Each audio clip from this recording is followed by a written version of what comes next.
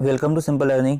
आज हम उर्दू पेडागोजी के चंद सवालात की प्रैक्टिस करेंगे जो कि सीटेट एग्ज़ाम के लिए बहुत ज़्यादा इंपॉर्टेंट है और जिससे आपको सीटेट एग्ज़ाम की तैयारी में बहुत ज़्यादा हेल्प मिलेगी। तो चलिए शुरू करते हैं।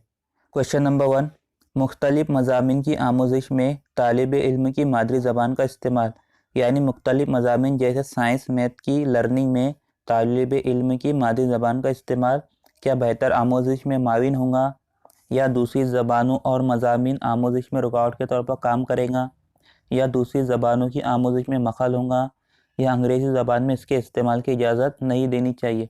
तो देखिए, मादरी ज़बान दूसरी ज़बानों को और मज़ामिन को सीखने के लिए एक वसीले के तौर पर काम करती है। इसलिए अगर दूसरे सब्जेक्ट जैसे साइंस और मैथ को अगर हम मादरी ज़बान में सिखाएंगे तो बच्चा फितरी तौर पर बहुत अच्छी तरह इन मज़ामिन को सीखेगा और उसकी दिलचस्पी भी बढ़ेगी। लेकिन अगर हम इन सब्जेक्ट को मादरी ज़बान के अलावा किसी और ज़बान में जैसे इंग्लिश में सिखाएंगे तो बच्चे को तो पहले उस ज़बान को सीखने या फिर समझने या इंटरप्रेट करने में अपना वक्त ज़ाया करना पड़ेगा, जिससे बच्चे का उन दूसरे मज़ामिन में दिलचस्पी कम हो सकती है। इसलिए मुख्तलिफ मज़ामिन की आमोजिश में तालिब इल्म की मादरी ज़बान का इस्तेमाल बेहतर आमोजिश में माविन होगा। इसी तरह यहाँ पर दूसरा ऑप्शन दिया है, दूसरी ज़बानों और मज़ामिन आमोजिश में रुकावट के तौर पर काम करेगा, तो ये ऑप्शन तो गलत हो गया। इसी तरह दूसरी ज़बानों की आमोजिश में मखल होगा यानी दखल देगा, तो ये भी गलत होगा। और चौथा है, अंग्रेज़ी ज़बान में इसके इस्तेमाल की इजाज़त नहीं देनी चाहिए, तो ये ऑप्शन तो बिल्कुल ही गलत है। इसलिए सही जवाब है ऑप्शन 1, बेहतर आमोजिश में माविन होगा।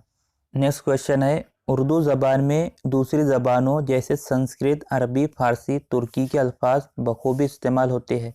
इससे उर्दू की किस खुसूसियत का इल्म होता है? ऑप्शंस है जल्द कबूलियत, रब्त कलाम, मतन, शक्लियात या गैर लचीलापन। तो देखिए, हम उर्दू ज़बान में संस्कृत, अरबी, फ़ारसी और तुर्की के अल्फाज बआसानी इस्तेमाल करते हैं। इससे पता चलता है कि उर्दू ज़बान दूसरे ज़बान के अल्फाज को अपने अंदर जज्ब कर लेती है, यानी उर्दू ज़बान में दूसरे ज़बानों के अल्फाज बआसानी मिक्स हो जाते हैं। इसका मतलब यह है कि हमारी ज़बान दूसरे ज़बान के अल्फाज को बआसानी कबूल कर लेती है। इसलिए सही ऑप्शन है ऑप्शन 1, जल्द कबूलियत। नेक्स्ट क्वेश्चन है, खाली जगह एक उस्ताद अपने तुलबा में समाजी इक़दार को फ़रोग़ दे सकता है। ऑप्शंस है बुज़ुर्ग अशख़ास की मालूमात देकर, या नज़्म व ज़ब्त के डर व खौफ को फ़रोग़ देकर, या मिसाली बर्ताव के ज़रिए, या इन्हें अच्छी कहानियाँ सुनाकर। तो देखिए, हमें पता है कि तुलबा अपने उस्ताद को बहुत ज़्यादा ऑब्ज़र्व करते हैं और उस्ताद के बर्ताव का, किरदार का तुलबा की ज़िंदगी पर बहुत गहरा असर पड़ता है। इसलिए अगर उस्ताद खुद नज़्म व ज़ब्त का पाबंदी करेगा और दूसरों से और अपने तुलबा से अच्छा बर्ताव करेगा और दूसरों की ज़्यादा से ज़्यादा मदद करने की कोशिश करेगा, तो तुलबा भी अपने उस्ताद से इंस्पायर होंगे और वो उस्ताद की नकल करने की या उस्ताद के जैसा बनने की कोशिश करेंगे। इसलिए मिसाली बर्ताव के ज़रिए एक उस्ताद अपने तलबा में समाजी इक़दार को फ़रोग़ दे सकता है। इसलिए सही जवाब होगा ऑप्शन 3, मिसाली बर्ताव के ज़रिए। अगला क्वेश्चन है, एक मुदर्रिस के लिए सबसे अहम क्या होता है?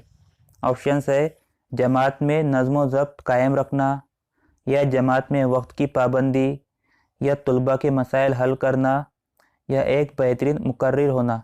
तो देखिए, एक मुदर्रिस के लिए तो ये ज़रूरी है कि जमात में नज़्म व ज़ब्त कायम रखे और बेहतरीन मुकर्रिर हो और जमात में वक्त की पाबंदी करे। लेकिन सबसे ज़्यादा ज़रूरी क्या है?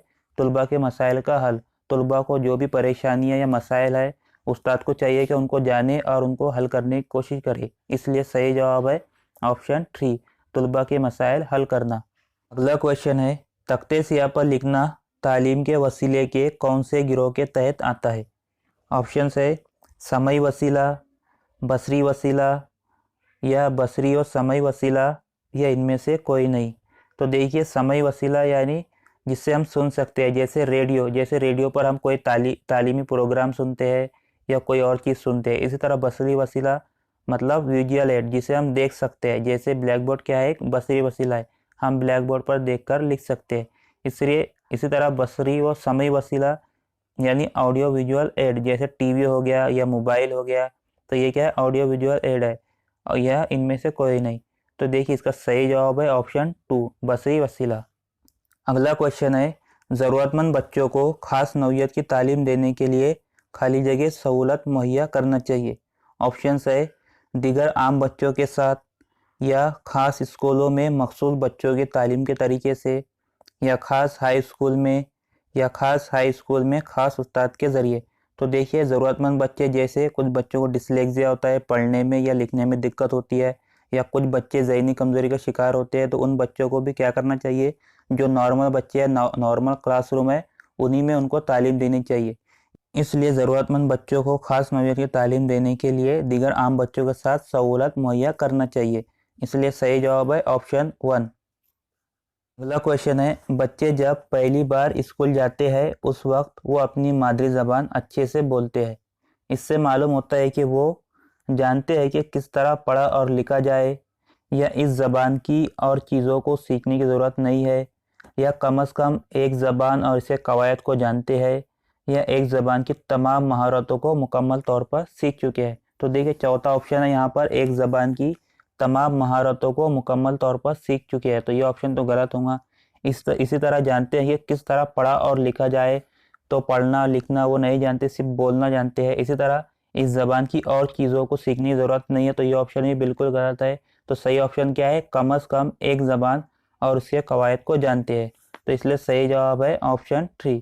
अगला क्वेश्चन है, ज़बान की तहसील यानी लैंग्वेज एक्विजिशन ग्रामर को समझने के साथ साथ नए अल्फाज को याद करना व उनका तज्जिया शामिल है, या इंसान के दिमाग की ज़ाती सलाहियत की वजह से कौमी और दूसरी ज़बानों को समझने का अमल है, या ये एक तकनीक है जो बच्चों के लिए कौमी ज़बान सीखने का माहौल पैदा करती है, या ज़रूरी अल्फाज के ज़ख़ीरे का इस्तेमाल और इनको याद करना शामिल है।